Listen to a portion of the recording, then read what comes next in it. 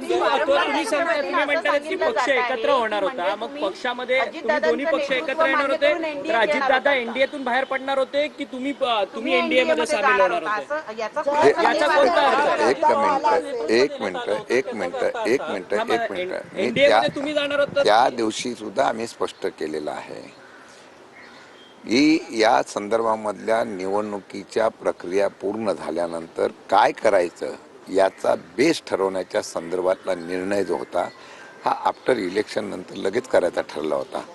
ते सूत्र काय, हे सूत्र सांगण्याच्या संदर्भातली भूमिका त्या वेळेला जी चर्चा होणार त्यावेळेला होणार होती. आता त्यांच्या मनातलं काय, माझ्या मनातलं काय, हे आता गेल्यानंतर काय सांगायचं, आता हे कोणी विचारायला पाहिजे. एनडीएशी चर्चा करायची ते की आम्ही करायची का, ते त्यांनी करायला पाहिजे ते.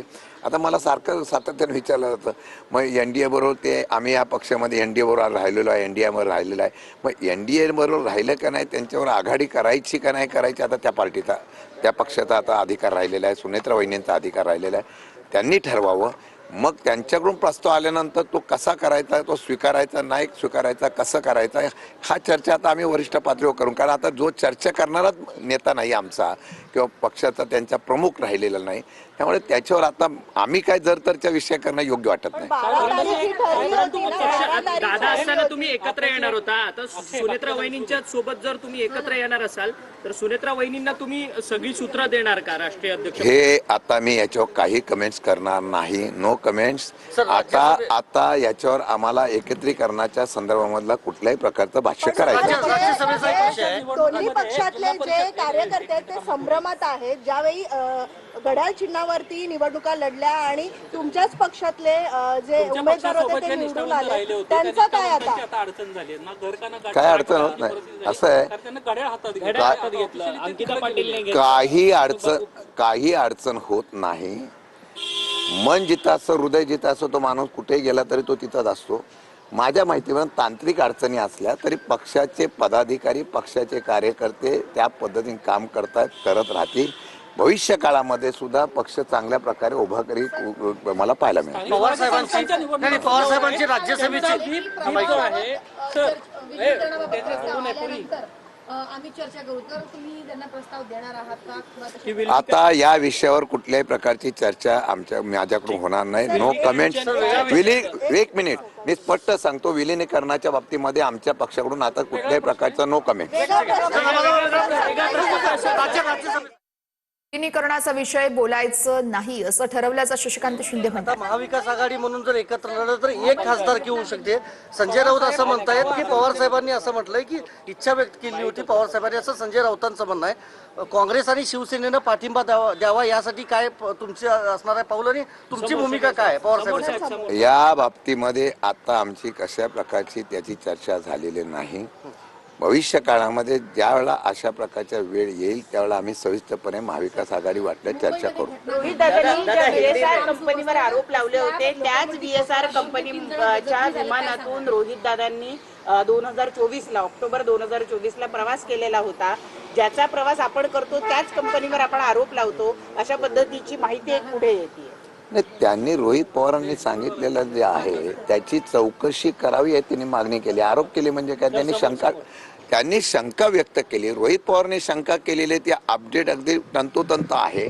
त्याची चौकशीमधून अहवाल पुढे यावा एवढी त्यांची प्रामाणिक इच्छा आहे. आता एखाद्या गोष्टीला शंका व्यक्त करणे म्हणजे त्यावेळेला अपघात झाला पाहिजे ना, आता असं तुमचं म्हणणं होतं का? ज्यावेळेला अपघात झालेला आहे त्या अपघाताच्या बाबतीमधले जे ते काही तांत्रिक मुद्दे त्यांनी उपस्थित केले आणि ते खरे आहेत.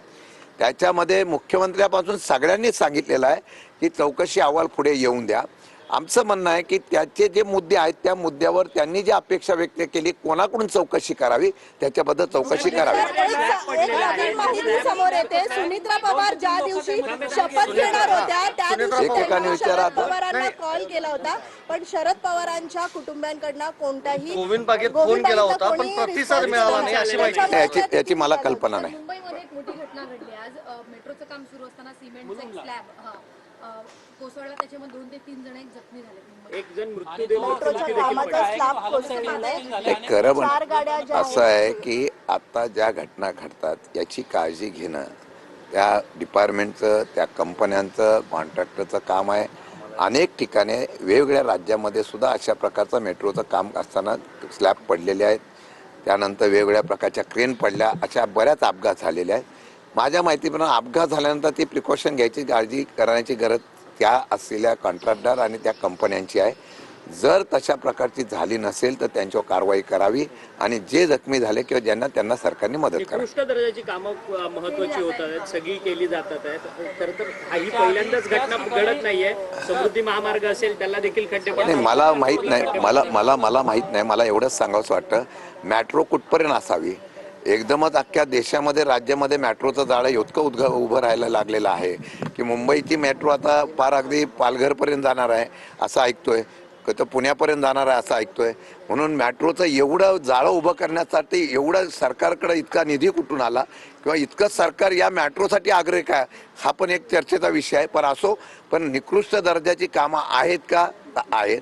सभागृहामध्ये आम्ही मुद्दे मांडतो का? तर मांडतो, उत्तर काही येत नाही. आता जर एक्सिलेशन अशा प्रकारचं एक्सटेन्शन देऊन आपण जर जास्त दराने निविदा काढत असो, जास्त एस्टिमेट काढून जर त्या ठिकाणी कामं करत असो, ते करून सुद्धा निकृष्ट दर्जाची कामं होत आहेत, ही सत्य परिस्थिती आहे. म्हणून मला वाटतं की या सरकार